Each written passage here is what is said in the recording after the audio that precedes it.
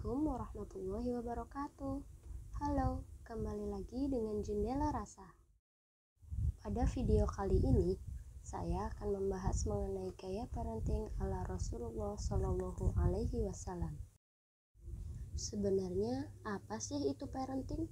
Perlu nggak sih kita mempelajari parenting? Parenting adalah mengasuh anak atau membesarkan anak dengan proses mendukung perkembangan fisik, sosial, emosional, dan juga kognitif anak sejak bayi hingga dewasa. Parenting juga dapat diartikan tentang bagaimana cara mendidik anak, bagaimana cara bersikap kepada anak, juga bagaimana cara mengatasi masalah dalam proses-proses tersebut. Lalu, bagaimana sih cara kita mempelajari parenting? Parenting itu bisa didapatkan langsung dari orang tua, dari tetangga, atau siapa saja yang sudah memiliki pengalaman dalam mendidik anak. Tahu nggak sih, Rasulullah Shallallahu Alaihi Wasallam, panutan kita sebagai seorang Muslim, juga sangat mencintai anak-anak. Rasulullah selalu memperlakukan anak-anak, baik anak sendiri, cucu maupun anak orang lain, dengan sangat istimewa. Ketika sholat berjamaah, jika ada anak yang menangis, maka Rasulullah akan memendekkan bacaan surah beliau. Ketika ada yang membawa buah-buahan dalam majelis, maka Rasulullah akan memberikan pertama kali kepada anak-anak. Rasulullah juga sering mengusap kepala anak-anak. Sebagai seorang nabi sekaligus ayah, Rasulullah memiliki beberapa ilmu yang sebaiknya kita contoh. Berikut adalah beberapa ilmu parenting ala Rasulullah.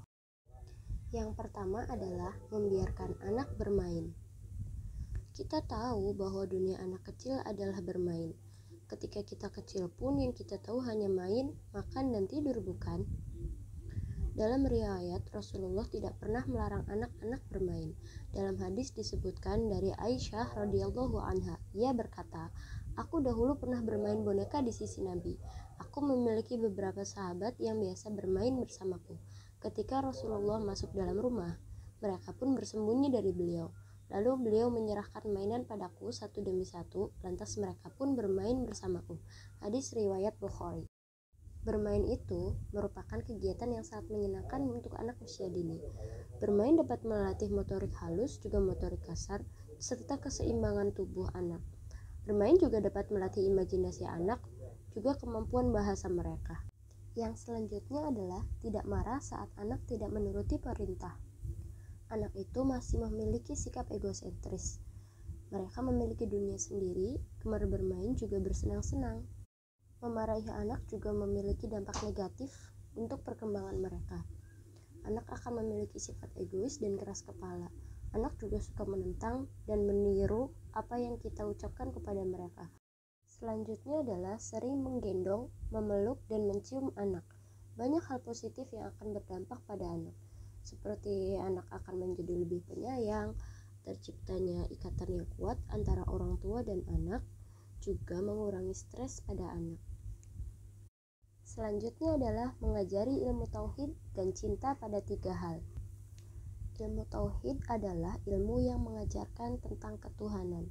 Dalam sebuah riwayat dijelaskan dari Ibnu Abbas, Rasulullah Shallallahu Alaihi Wasallam bersabda, "Bukalah lidah anak-anak kalian pertama kali dengan kalimat La ilaha illallah, dan saat mereka hendak meninggal dunia, maka bacakanlah La ilaha illallah.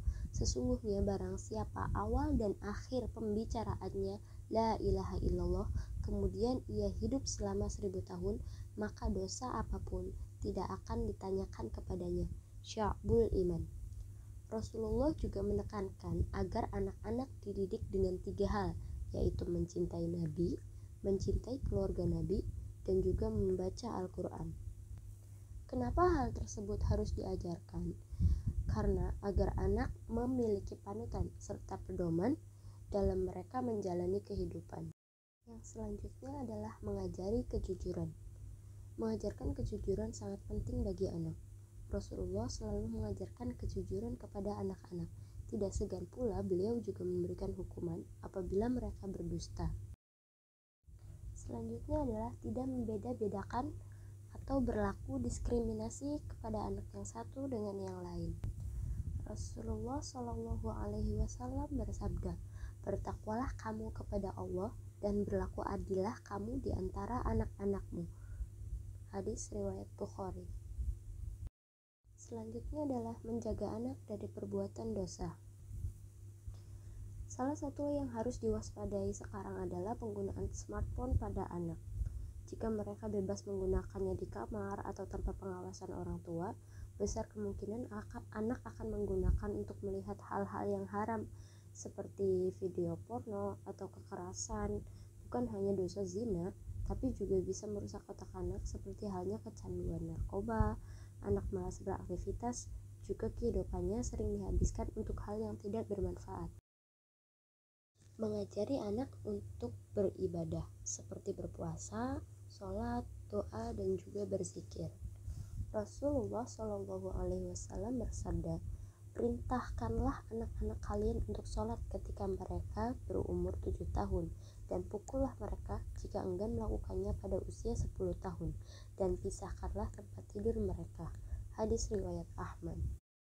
Mengajari doa kepada anak seperti doa-doa harian ketika akan melakukan aktivitas, doa mau tidur, doa bangun tidur, doa mau makan, atau doa setelah makan, dan doa-doa lainnya. Yang selanjutnya adalah mengajari mengenai akhlak.